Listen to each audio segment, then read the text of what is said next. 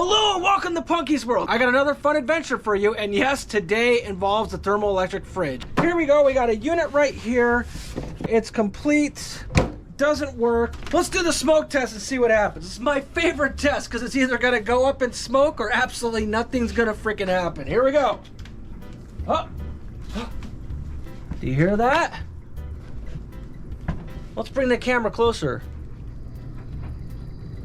I hear ticking. Let's come around back here. Let's get closer. It's the infamous tick. What could it be? Is it a C8 capacitor? Is it other capacitors? Let's dig into this thing and let's find out.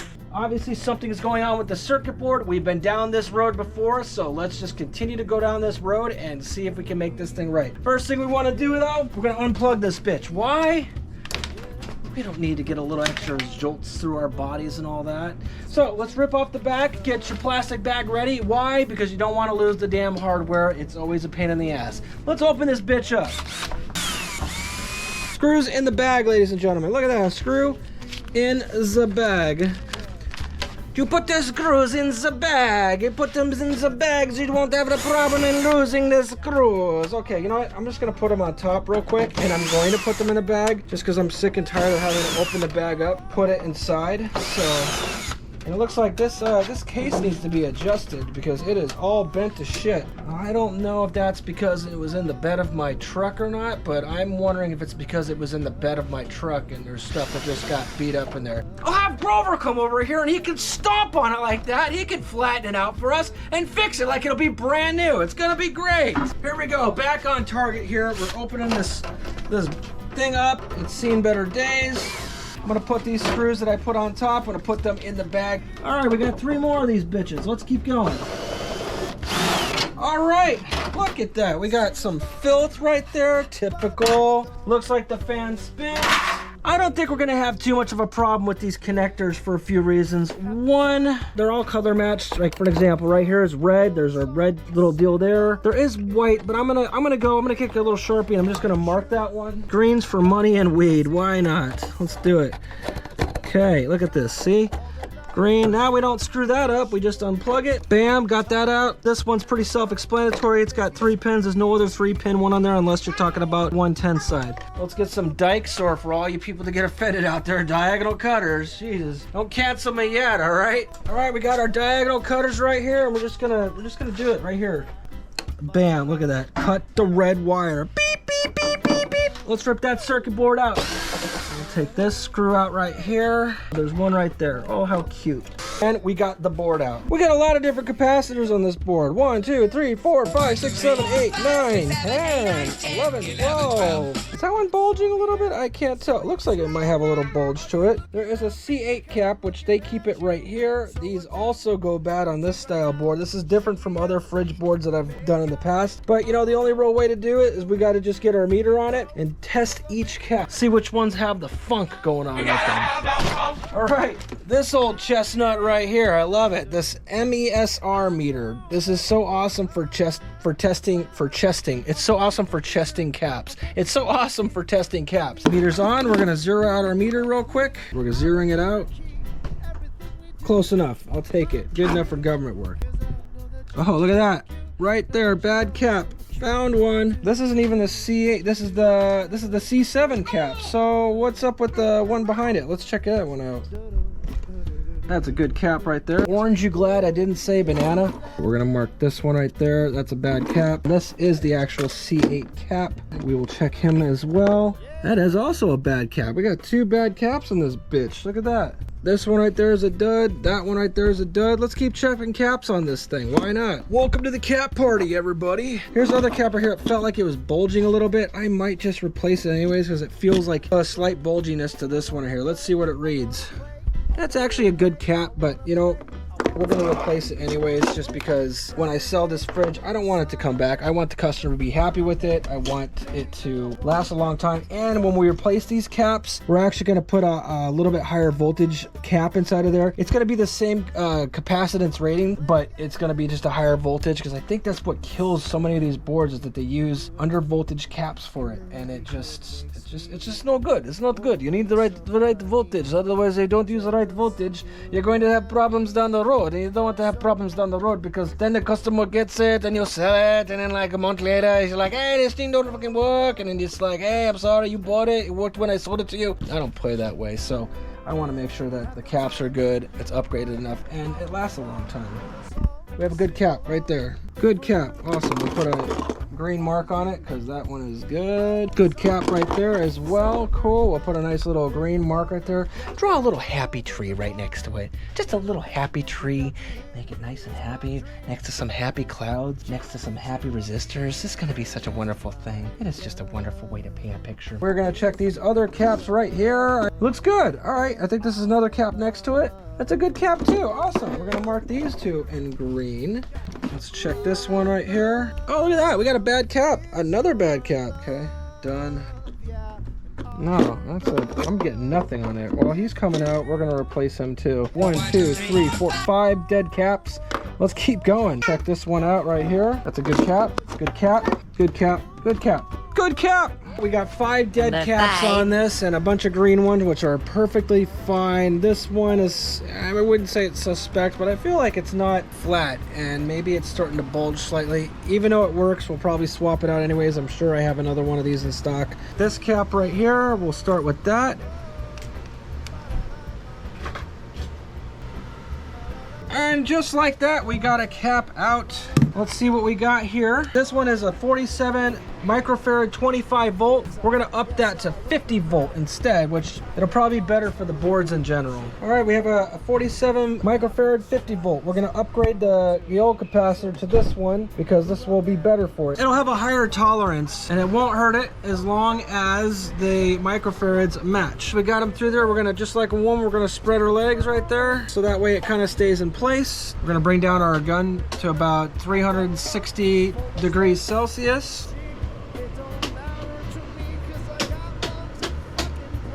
Cut the hairs off. Cool. That one looks like it's done. Got my meter. Putting it on ohms so that way we'll know if it beeps. We'll check and make sure there's no short between these. Cool. All right, that one's done. All right, moving on to the next one, which is this guy right here. There it is. Got it. 50 volt 1 microfarad is what this one is. 1 microfarad 50 right here. And again, these are electrolytic caps, and you must have the right polarity. Remember, the stripe is negative. That's how you know that's the negative side. So that one's good. All right. I buy that for $1. Next. This cap that I pulled out is a 47 microfarad 25 volt. We're going to upgrade it to a 47 microfarad 50 volt. Okay, we got it inside of there. Fantastic. We're going to spread the legs on it. So it's hot as balls in the lab right now. I got the air conditioner running, and so we closed the lab door just so we can keep it cool in here so that I can function and work in here.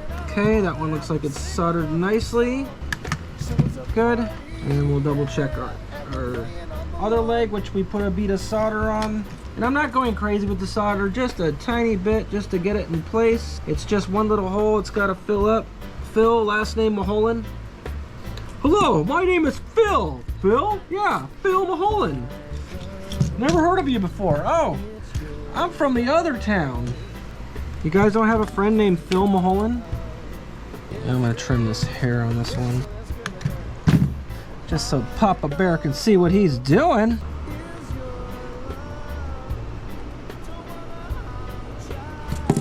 Good. Let's test it with the ohm meter here. Okay, awesome. All right, that one's done. Moving on. There it is. Okay, got it. Done. It's an AC capacitor. Again, notable name brand. I don't think they're using the right voltage caps in their shit. I just don't. I don't feel like it's not good. They need to do better.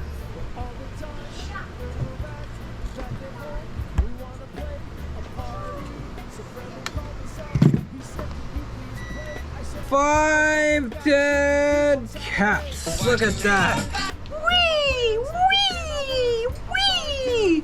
5 dead caps for this board. And this isn't the first time this has happened to me because I've worked on many of these boards too. Typically with the other style board, you get maybe 1 bad cap. This one, I have 5 dead caps, the same exact board from other fridges that I've taken apart. They usually have a lot more dead caps. So yeah, pretty interesting and weird. But anyways, we fixed it. We're gonna throw this back in the fridge and we're gonna see if we can get her to fire up, and it's gonna be great. Okay, so we're gonna dive in here. I gotta cut this wonderful loom of wire back. Those deals right there. And we're gonna put this board back in real quick.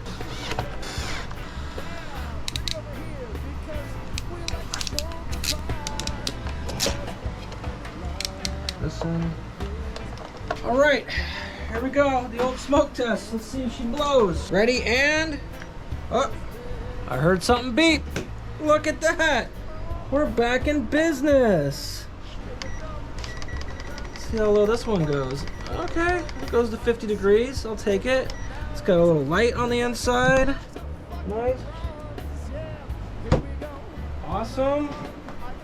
We got the fan spinning. If you come around back here, we got a green light and we got a red light. That means it's cooling. And once the green light gets dimmer, which it will, then it's reached the peak of its cooling. So as you can see, I was successful with fixing this fridge. It fires on, it's working. I can feel the heat sink is warm, which is a good sign. That means the pelter on the other side is getting cold and the opposite side of the pelter is getting hot, which means that it's actually properly cooling. Light is lit up bright, which means it's pulling its weight and it's doing its job. I still have to heat shrink these with a torch to get them to shrink around the wires. I'm not done, and I have to bunch the wires and clean them up.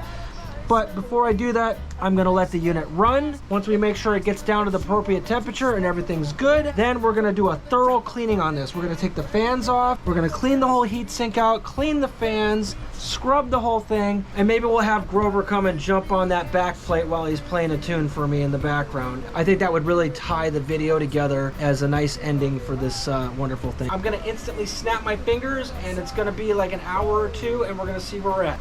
Bam! And just like that, it's been a few hours, and as you can see, the temperature has dropped down. We're at 51 degrees. The lowest this one gets is to about 50 degrees. Considering there's no wine bottles in there, liquor bottles, or any type of bottles whatsoever, and the fact that the fridge is holding at this temperature tells me that this fridge is fixed, it's done its job, and it's ready to be completely sanitized, cleaned, so we can sell this refurbished fridge to the customer knowing that it's going to be a good unit for them. So on to the next step. I say we get Grover in here. Let's get him on the guitar playing some little sweet waltz or something while he straightens out the back plate on the refrigerator.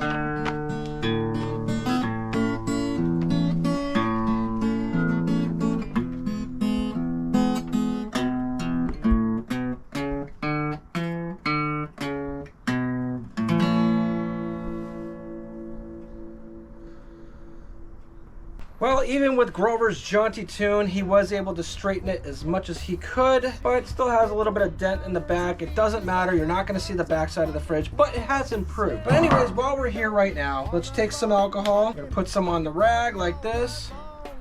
Oh yeah, get a little concoction right there. We'll scrub this thing. If you want to see more of Grover, comment down below. We'll bring him back for another episode. I enjoyed that jaunty tune.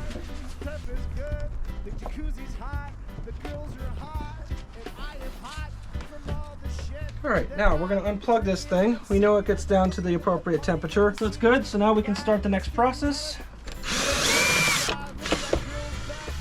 Look at all that funk on the back of this thing. Gross. Believe it or not, having that little funk on there can actually cause your heat sink to not work as efficiently, because you got to think all those little dust bunnies, it's like a blanket for it. It's keeping it extra warm. You want to keep your fins clean of debris because airflow issues. You want to make sure that air is flowing, and same with the fans right here. You'll get dust bunnies in your fan. Like, look at that funk. That is just gross. You know, it's going to eventually get down inside of here where the windings are, and you're going to have problems, and you're going to have a bad time. You want to make sure that you clean it all out and do the appropriate necessary amount of work to clean that up. So wiping here.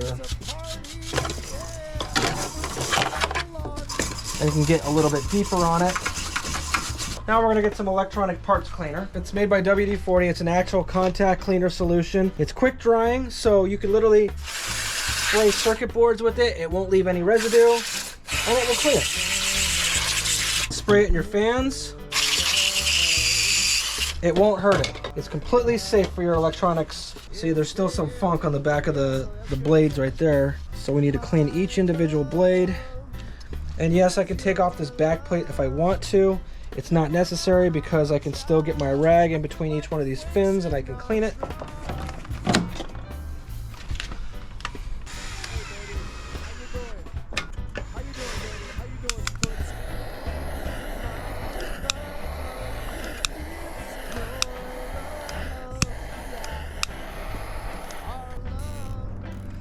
Look at that, nice little bundle, little happy tree right there, perfect little Bob Ross action. And we'll just cut the little leftover stuff of it. All right, yeah, I think that works right there. Works for me anyways. Everything looks clean, the way it should be. It smells so much better in here, I'll tell you. Alcohol, it's the best. So thank you so much for joining me on this episode of Punky's World. I hope you're excited to see me on the next episode. Cheers!